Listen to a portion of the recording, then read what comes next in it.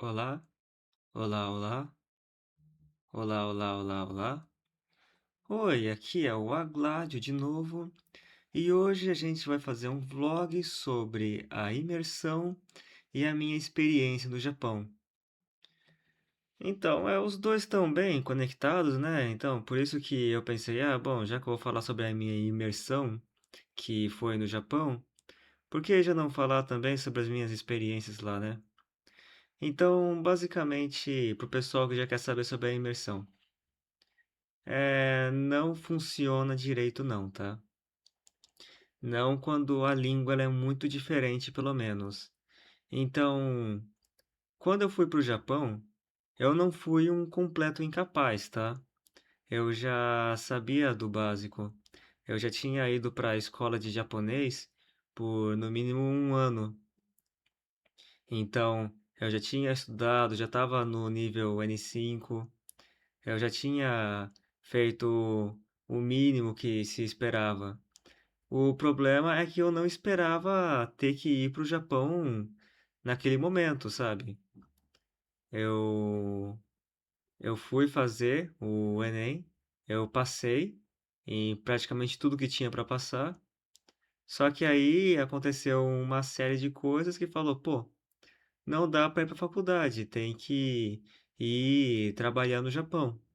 E aí é por isso que eu comecei a estudar japonês por conta própria e depois em escola japonesa. E aí e aí eu fui trabalhar no Japão. Mas enfim, é,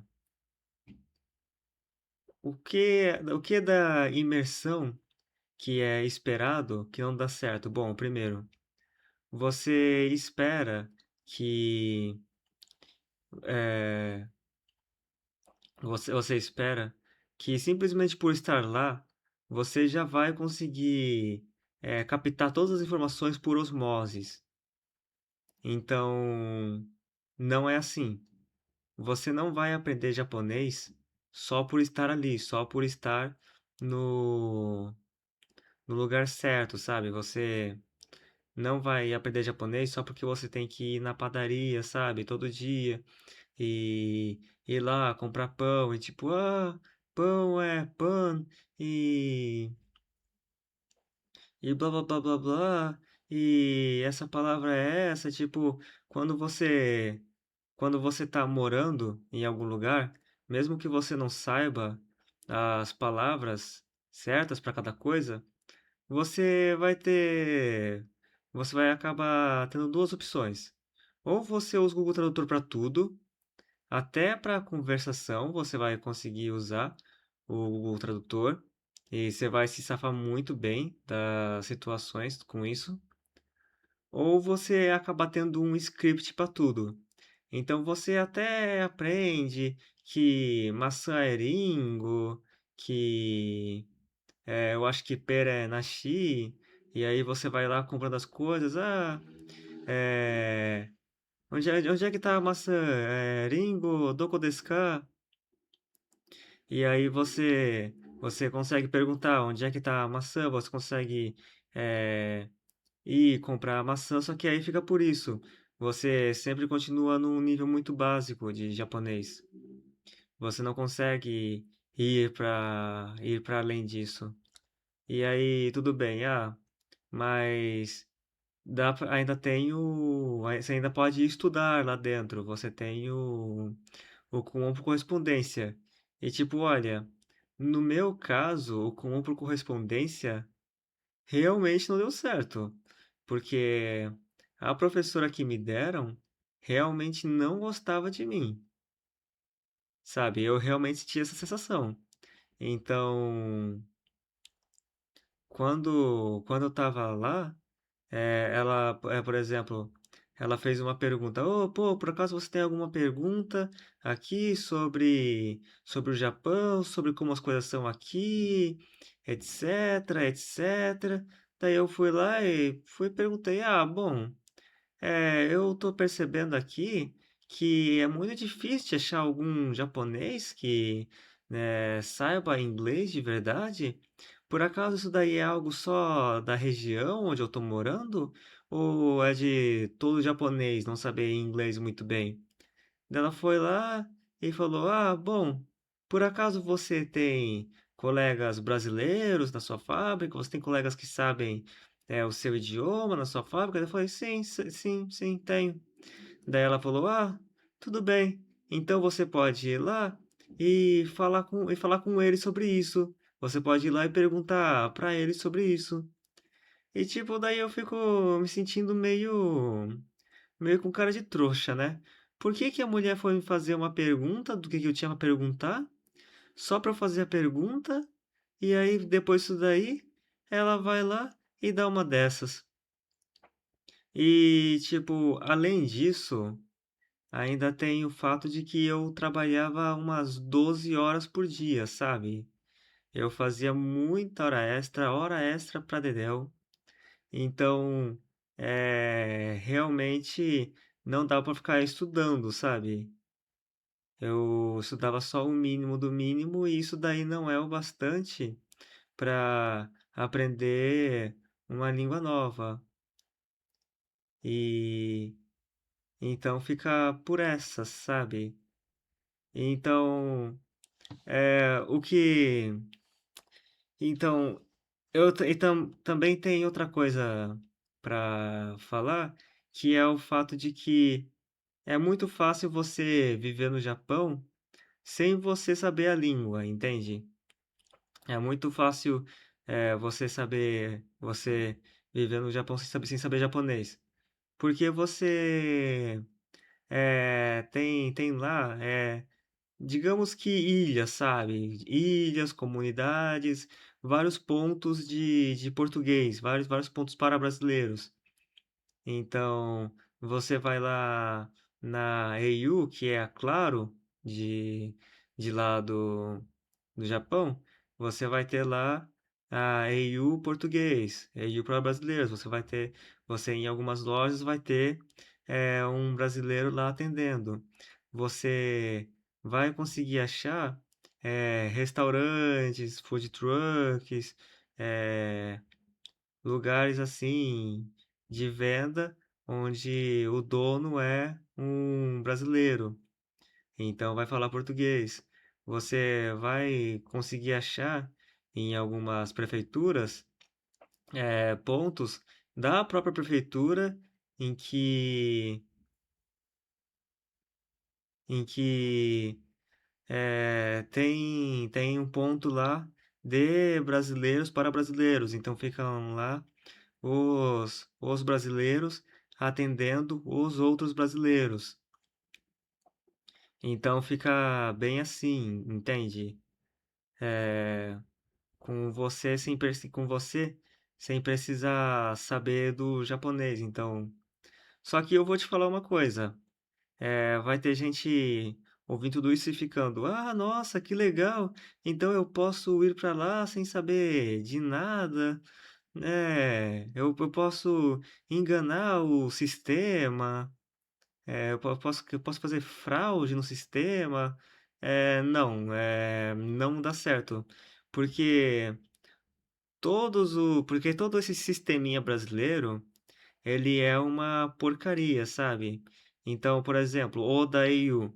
O Daio é uma porcaria. É um atendimento extremamente horrível em que eu perdi 10 mil ienes por causa disso, em que o cara disse, ah, não, se você fizer isso daqui, desse jeito, sai de graça. Daí eu vou lá, faço o jeito mais difícil, daí o cara, ah, não, peraí, você vai ter que pagar de qualquer jeito, sabe? Então, tipo, e fica sendo assim, fica é, agindo dessa maneira, sabe? Que você não esperaria do Japão. Ou então, com a prefeitura, no momento em que eu fui ir embora, eu tinha que ir lá para ter certeza que estava tudo em ordem, que eu não estava devendo nada. E aí eu tive que ir lá diversas vezes, sabe? No mó longe, mó chatice.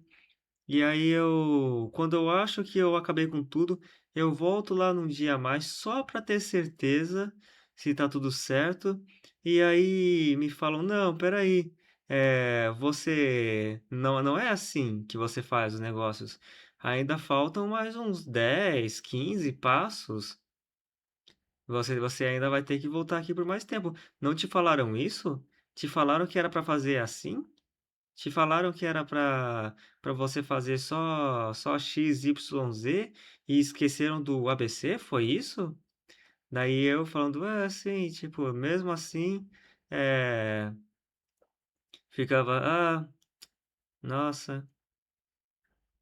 E além de tudo isso, eu sei que eu já falei sobre isso no vídeo das fábricas, só que, tipo, você também tem que lidar com muita gente louca, eh, nas fábricas, tipo, muita gente narcisista, muita gente arrogante, muita gente é, completamente fora de si. Tipo, eu conheci alguém que vivia é, entrando em furada que o próprio cara criava, em que ele mesmo vivia criando o projeto do ano, sabe? Ah, eu vou criar um restaurante e que vai virar franquia, que vai me deixar milionário.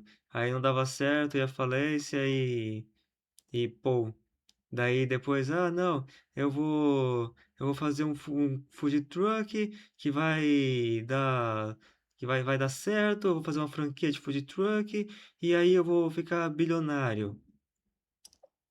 E, e aí também não dava certo, e, pô, e tipo, já chegava até o dono da empreiteira vender essa ideia só para não dar certo, só para depois brigar com o dono da empreiteira, e aí também, e aí então decidi se demitir por causa disso. E tipo, essa daqui é uma historinha extremamente resumida, diga-se de passagem, vocês não conseguem entender o quão maluco que o cara era. O cara ficava tentando é, ser o chefe da linha, ficava gritando à torto e à direito. Até por coisas que não faziam o menor sentido, o cara ficar bravo, o cara já ficava todo todo pistola. E aí, então, então você tinha vezes em que, ah, sei lá, tem vários biscoitos passando pela linha. E aí passa um biscoito a menos, mas não tem problema, porque é, depois você vai pegar os biscoitos separadamente e colocar eles em uma cesta. Aí o cara fica, oh, pô, que é isso? Tem um biscoito a menos aqui. Que porra é essa? Daí você tem que começar a falar, ah, pô, mas não faz mal, só que não adianta, né? E aí tem que chamar o líder nesse caso. Daí o líder vai lá, fala, pô, mas é assim mesmo. Daí o cara fala, ah, tá bom. Mas se der alguma coisa de errado, não vai colocar a culpa em mim. Então, ficava sendo bem assim. Então, tipo, muita gente fica indo. Eu, inclusive, eu fui para o Japão com a expectativa de que as coisas iam ser as mil maravilhas, que ia conseguir aprender japonês no Japão, que ia conseguir aprender japonês com imersão, que ia conseguir trabalhar em fábrica certinho, sem o menor problema. Só que aí, de repente, percebe-se que não é bem assim. Percebe-se que a imersão ela não é bem, que a imersão não é bem assim, ela não funciona tão bem assim que você com uma língua que você não tem tanto domínio assim. Não é como nos Simpsons, em que você consegue ter domínio de uma língua em só 3 meses, sem ter nenhum professor. E toda essa falta de suporte dos seus colegas de trabalho, tipo, também é um negócio que pesa bastante, sabe?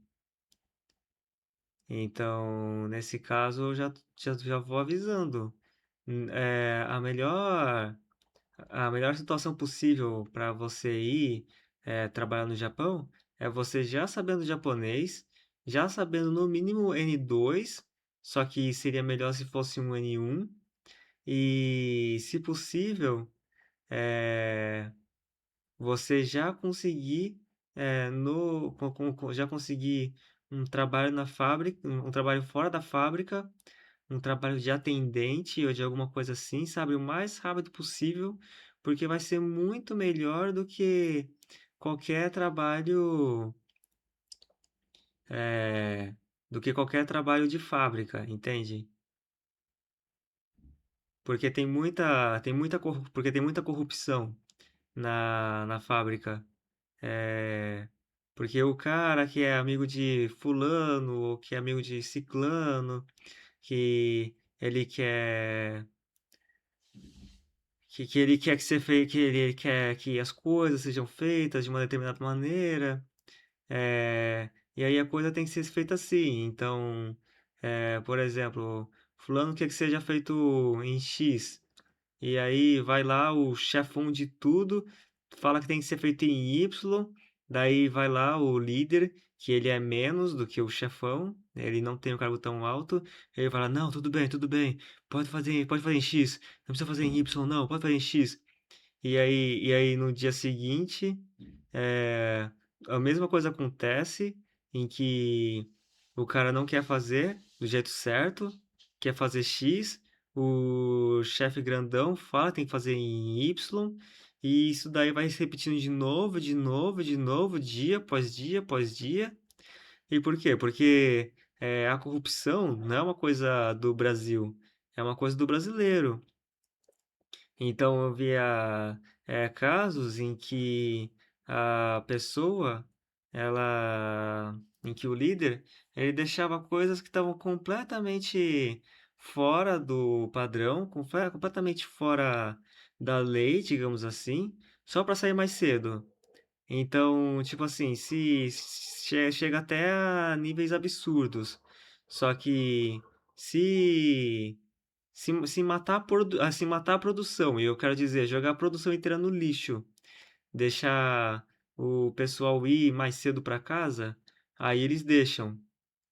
Então, então já houve casos em que a produção inteira foi jogada no lixo. Eu sei disso daí porque nos dias seguintes, eu ouvi sobre com o chefe falando isso, que as coisas não estavam funcionando, que patati não estava dando patatá, e aí e aí tudo isso daí só porque eles queriam sair mais cedo. E o pessoal ficava muito pistola, inclusive, quando não saía cedo. Ficava dando piti, ficava agindo que nem criança mimada. Bom, mas eu acho que é isso. Se eu continuar falando, daí eu vou ficar só me repetindo. Até mais. Até logo. Até mais ver. Tchau. Bye, bye.